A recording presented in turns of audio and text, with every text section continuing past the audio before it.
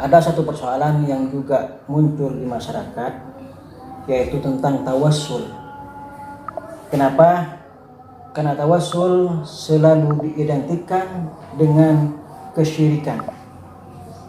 Oleh karena itu perlu saya menjelaskan tentang tawassul, paling tidak sedikit memberikan gambaran agar tidak salah paham, tidak disalahpahami, dan tidak gagal paham. Yang perlu kita pahami adalah bahwa kita ini adalah abdun atau hamba Allah,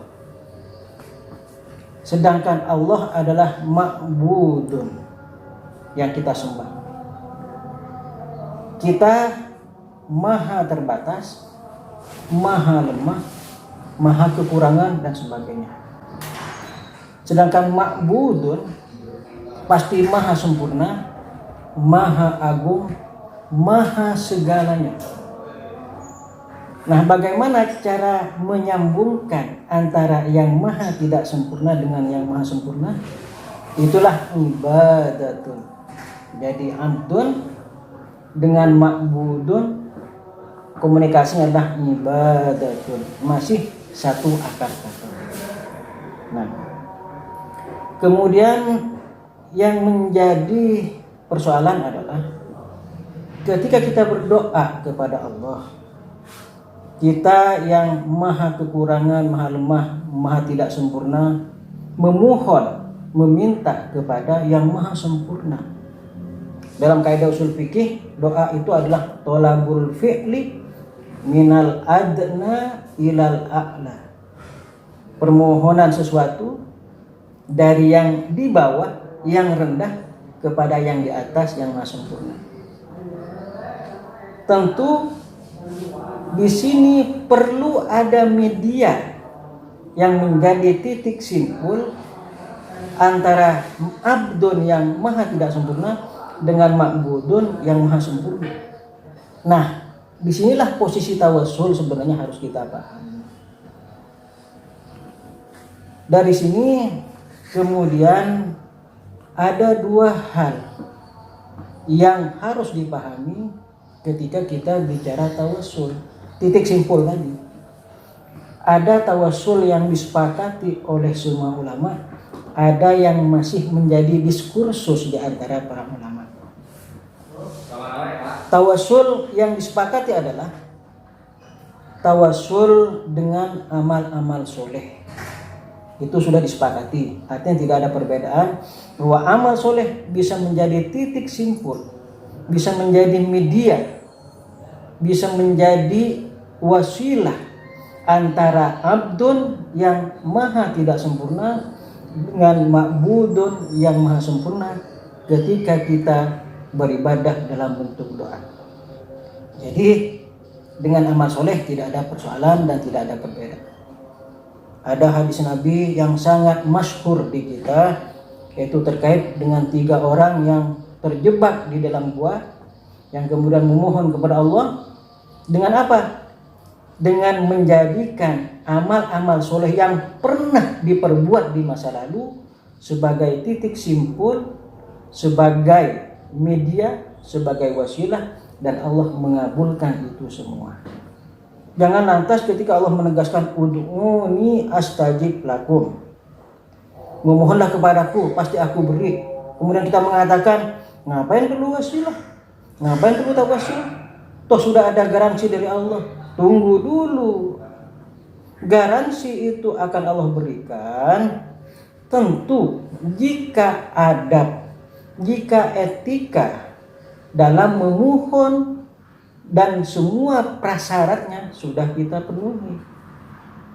Jangan kemudian kita merasa percaya diri begitu besar sehingga yakin betul bahwa doa pasti diterima dengan alasan ud'uni astajib lakum, atau dengan alasan ada ayat wa idza sa'alaka ibadi anni fa inni qarib, tanpa atau menafikan etika-etika yang seharusnya kita penuhi dalam berdoa. Maka jangan berharap Allah akan melihat apa yang kita minta. Kenapa? Bukan salah ayatnya, bukan salah dalilnya. kitanya yang tidak beretika, yang tidak tahu posisi diri kita yang maha tidak sempurna, bagaimana seharusnya ketika meminta dan memohon kepada zat yang maha sempurna. Jadi di situ yang harus pahami. Kemudian yang kedua adalah bertawasul dengan objek. Nah, ini baru yang kemudian menjadi diskursus di antara ulama, yaitu kita bertawasul memohon kepada Allah, tapi titik simpul yang kita jadikan media untuk menyambungkan antara kemahatidakSempurnaan kita dengan kemahasempurnaan Allah itu adalah objek. Objek dalam arti misalnya posisi Rasulullah, posisi orang-orang soleh, posisi orang-orang yang dekat dengan Allah. Nah, ini yang menjadi diskursus. Jadi ada dua, ada tawasul dengan amal soleh, clear, tidak ada persoalan, sepakat semuanya boleh. Yang kedua, tawasul dengan objek, ini yang masih diskursus. Ada yang menolak. Kenapa?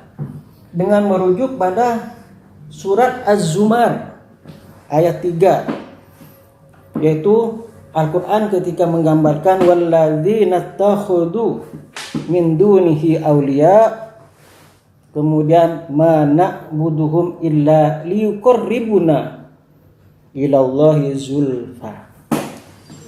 Nah, orang-orang yang menolak, terutama dari kalangan-kalangan yang mengklaim sunnah, ustaz sunnah lah, jamaah sunnah lah, masjid sunnah dan sebagainya, kemudian dengan berlandaskan Az-Zumar ayat 3 ini mengatakan tawassul adalah syirik. Kenapa? Karena orang-orang jahiliyah dulu ketika menyembah berhala, mereka mengatakan berhala itu semata-mata sebagai cara untuk mendekati Tuhan sedekat-dekatnya. Maka orang yang bertawassul sama dengan orang jahiliyah yang menjadikan berhala-berhala liyuqarribuna ilallahi zulfa, kata mereka. Maka yang harus dijelaskan dalam posisi ini adalah satu, kita harus lihat asbabun nuzul.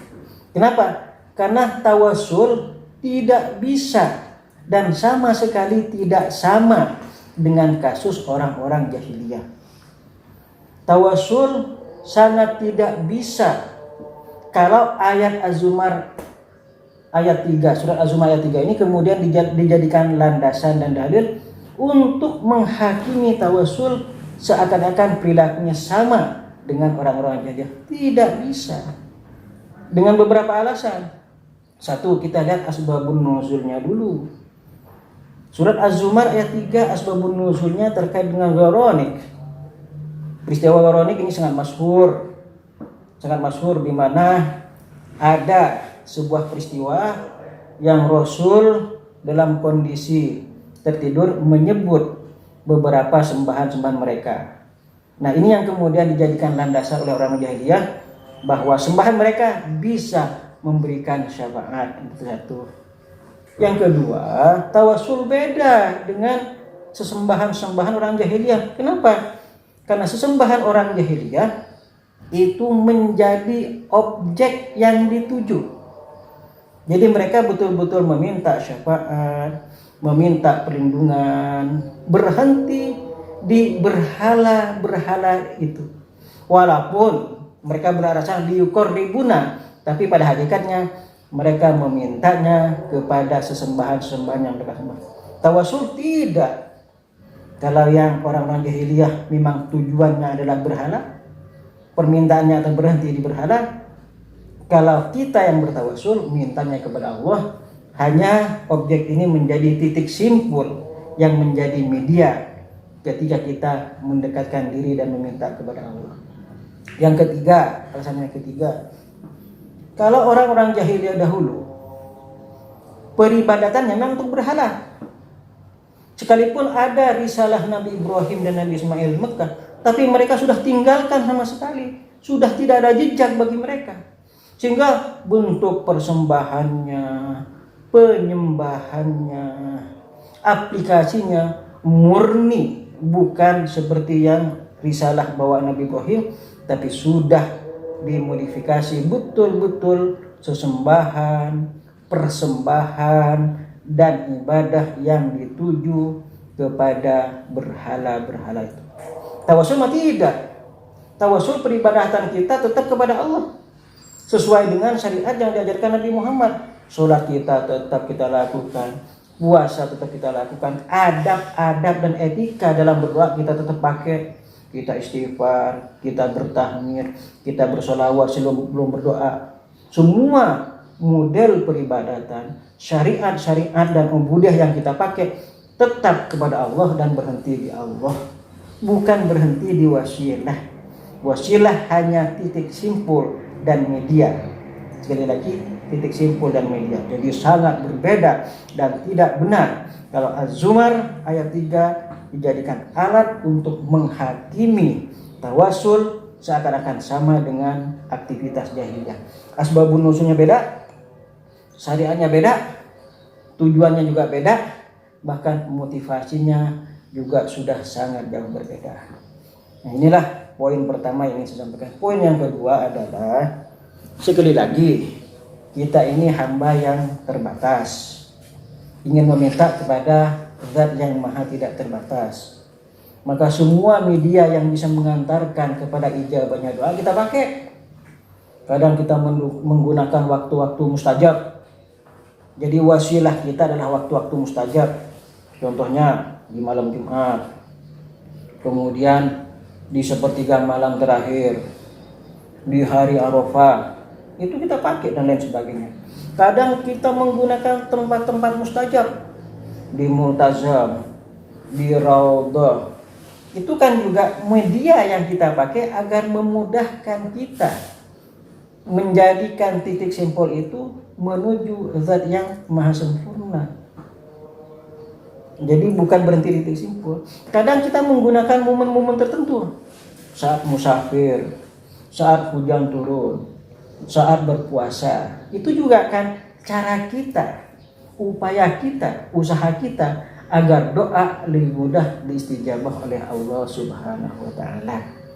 Nah, jadi banyak cara, banyak metode, banyak upaya, banyak usaha yang kita lakukan agar doa-doa kita dikabul oleh Allah Subhanahu wa taala.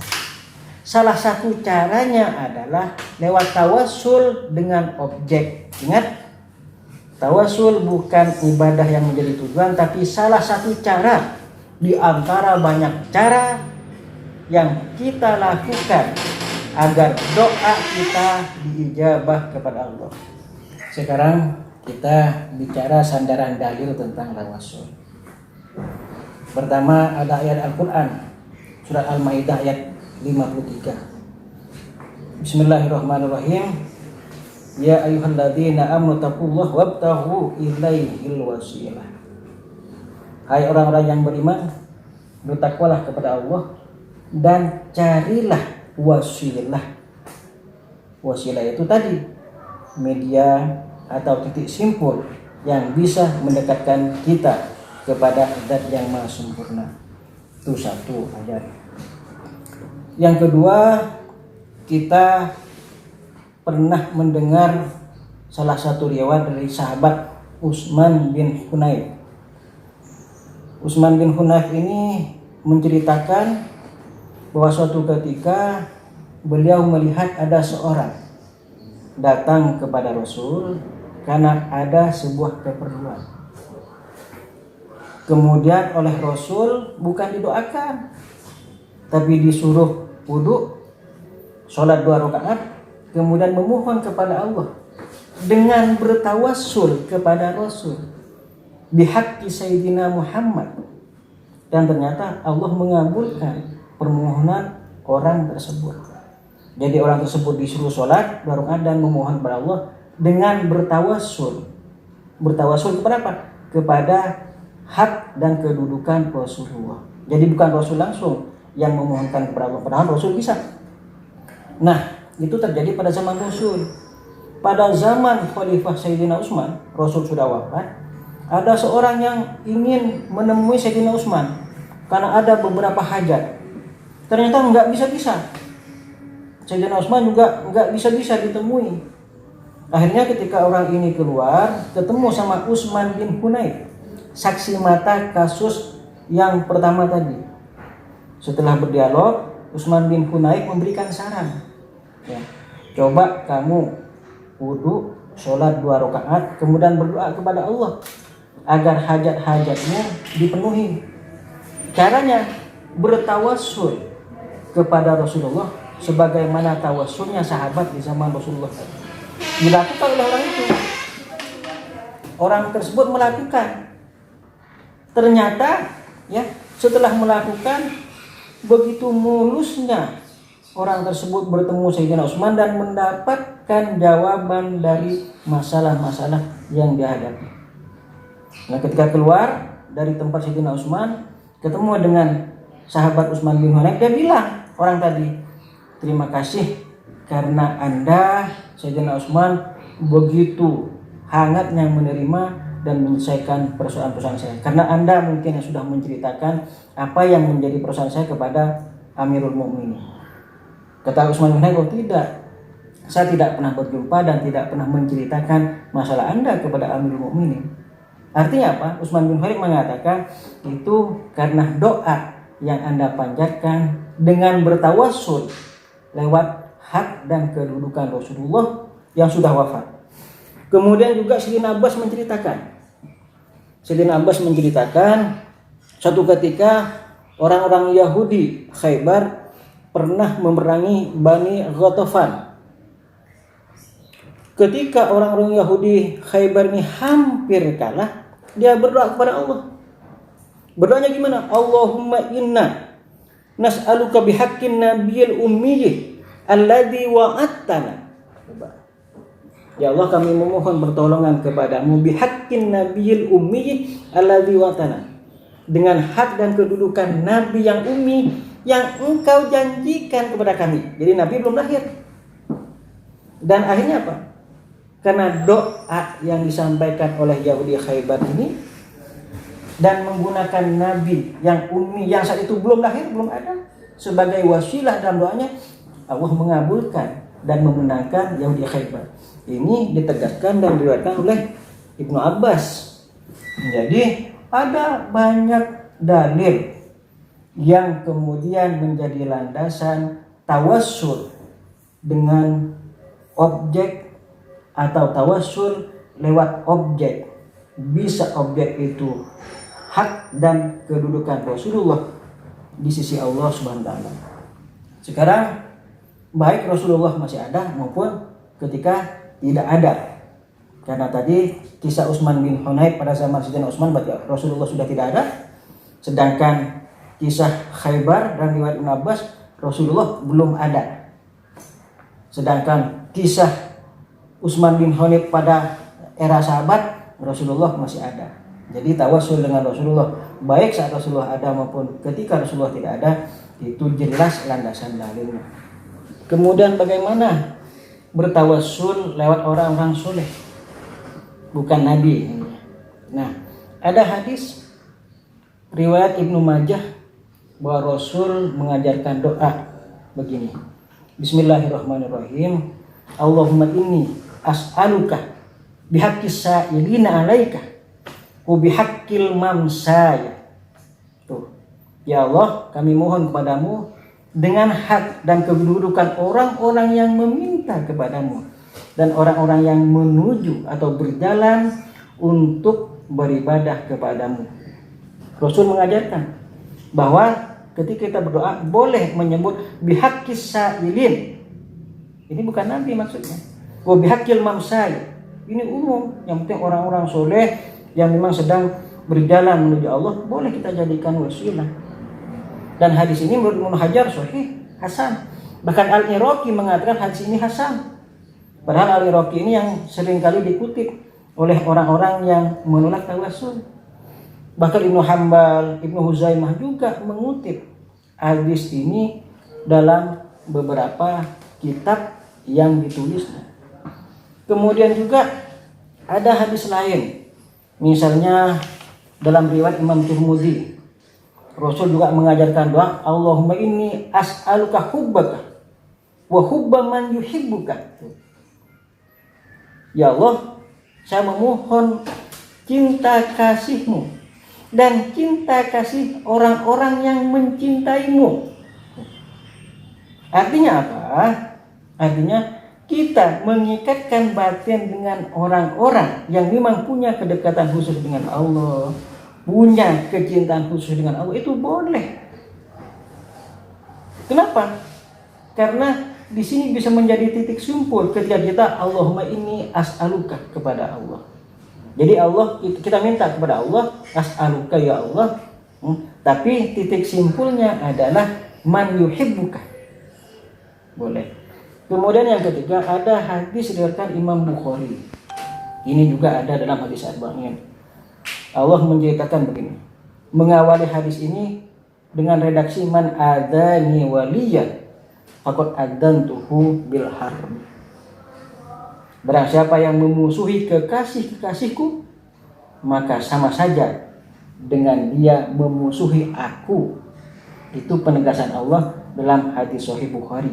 Ini ada dalam Arba'in juga ada. Bahkan lanjutan ayat hadis ini luar biasa. Lanjutannya adalah barang siapa yang mendekatkan diri kepadaku dengan kewajiban aku mencintainya, ditambah dengan yang nawafil, aku akan lebih mencintainya. Dan ketika dia meminta, aku beri. Ketika memohon, aku kasih. Aku menjadi matanya saat memandang, menjadi tangannya saat berbuat, menjadi kakinya saat melangkah, dan segala macam. Tapi dari sekian kalimat yang ada dalam hadis ini, Allah memulainya dengan apa? Allah memulainya dengan man adani waliyan faqad adantuhu bil harbi. Siapa yang memusuhi kekasih-kekasihku, maka sama saja dengan menantang perang aku. Dalam usul fikih, mafhumul mukhalafahnya apa? Mafhumul mukhalafahnya adalah barang siapa yang mencintai kekasih-kekasihku sama dengan mencintai aku. Tuh. Jadi siapa yang memusuhi kekasihku berarti nantang perang aku. Mafhumul mukhalafahnya, dan sebaliknya siapa yang mencintai kekasih-kekasihku maka sama dengan mencintai aku. Nah, bayangkan kalau kita kemudian memohon kepada Allah dan salah satu titik simpul objek yang kita jadikan wasilah adalah objek yang dicintai oleh Allah, yaitu kekasih-kekasihnya. Maka Allah sudah menegaskan kalau kita mencintai apa yang dicintai oleh Allah, itu bisa menjadi titik simpul kita mencintai Allah.